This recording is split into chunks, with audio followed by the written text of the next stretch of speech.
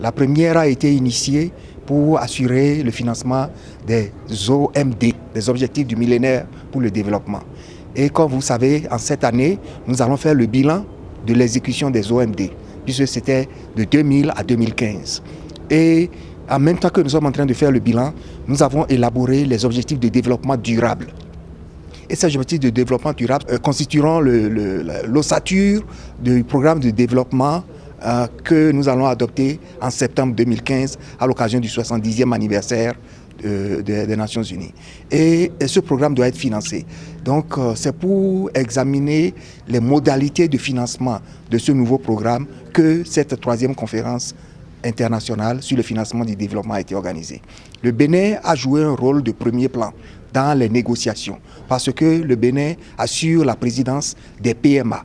Et le principe 6 de Rio indique que le programme de développement doit être basé sur les problèmes des plus vulnérables, des plus pauvres et partant répondre à la préoccupation majeure du sommet de Rio plus 20 qui est d'éliminer la pauvreté d'ici à 2030 et d'assurer la durabilité du développement et la pérennité de la planète.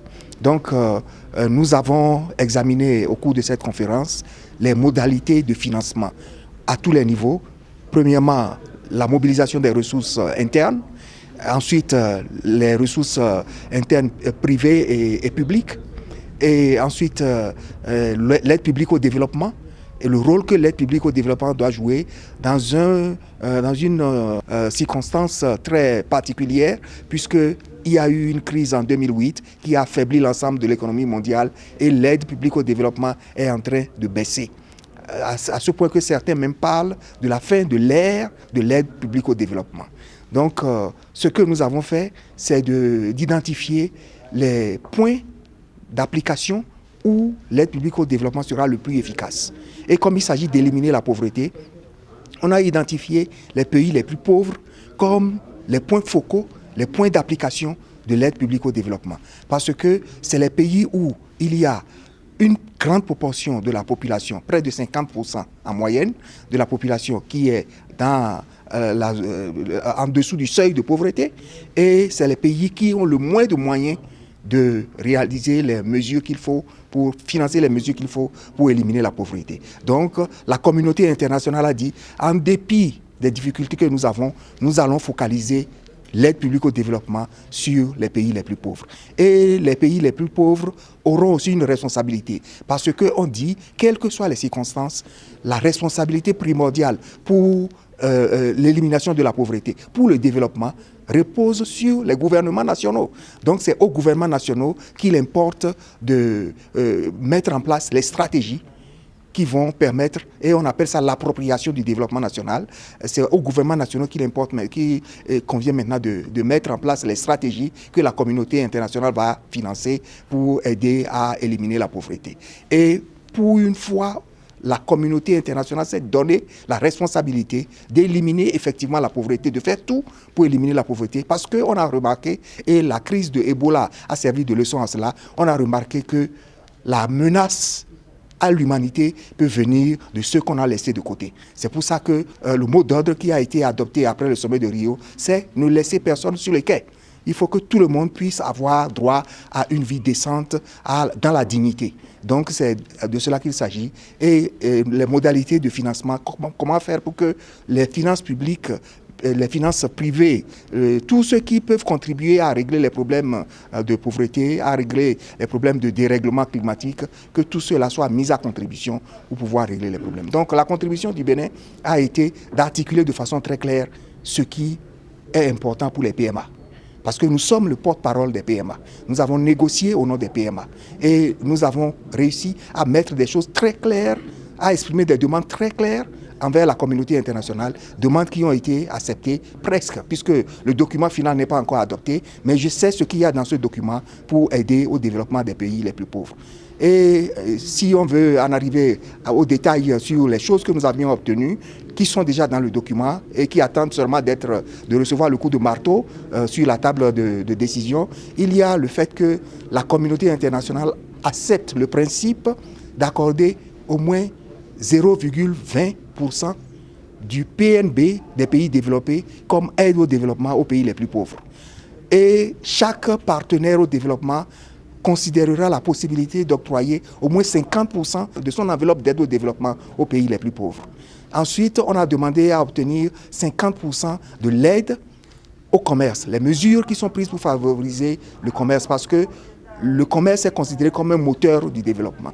Et là, nous n'avons pas pu obtenir que le document consigne les 50%, mais la communauté internationale s'engage à nous accorder une proportion plus grande de l'aide qui est octroyée pour le commerce. Et en plus de cela, il y a des mesures institutionnelles qui ont été prises. On veut créer un dispositif institutionnel qui porte et qui favorise le développement. Premièrement, une facilité pour le développement des infrastructures. Ça veut dire qu'on met en place des fonds qui vont servir à financer les infrastructures dans les pays les plus pauvres. Deuxièmement, il y a une facilité pour la facilitation de l'accès à la technologie, à la science et à l'innovation. Donc, il y a tout un dispositif qui est mis en place pour aider les pays à accéder aux technologies qui vont leur permettre d'ajouter de la valeur à leurs produits au plan national et, disons, accéder à un niveau de productivité plus élevé pour assurer ce qu'on veut atteindre, c'est la transformation structurelle de nos économies et la transformation sociale qui va assurer la stabilité dans nos pays. Donc, et en plus, il y a une banque de la technologie pour les pays les plus pauvres qui a été décidé, dont la création a été décidée à Istanbul en 2011. Nous sommes en train de travailler à l'opérationnalisation de cette banque et cette banque sera aussi avalisée par la troisième conférence que nous avions eue ici. Donc, c'est des éléments très concrets qui seront mis en place pour aider. Et il y a aussi le fait que nous avons pu obtenir quelque chose pour le commerce. Il y aura un régime d'investissement, régime de promotion des investissements dans les PMA. On essaye de mettre en place un nouveau dispositif pour, disons, promouvoir la coopération en matière fiscale. Parce que les pays les plus pauvres souffrent beaucoup de l'évasion fiscale, de la fraude et de la réduction de la base fiscale, et qui fait que beaucoup de ressources générées dans les pays les plus pauvres sont drainées, et ainsi les pays ne bénéficient pas de ces ressources-là pour pouvoir financer leur développement. Donc, grosso modo, c'est les mesures que nous sommes en train de négocier. Et les négociations se poursuivent au moment où je vous parle. Et donc, le chef de l'État est venu apporter la voix et l'autorité qu'il faut derrière le travail que nous avions fait. Et je pense qu'il a fait beaucoup d'effets parce qu'il a eu à présider un sommet des PMA. En plus de sa participation au débat plénier, il a présidé un sommet des PMA. Et lors de ce sommet, les partenaires au développement les plus importants sont venus annoncer les mesures qu'ils comptent prendre désormais pour accélérer le développement des pays les plus pauvres. L'Allemagne a pris la parole et a parlé de l'augmentation substantielle de son volume d'aide au développement et disons l'Union européenne aussi a pris la parole et c'est des choses vraiment qui montrent que nous sommes en train de changer de paradigme. Et avec cela, nous avons plus d'espoir de pouvoir accélérer le développement économique de nos pays et de pouvoir accéder à la prospérité partagée que nous appelons de tous nos vœux.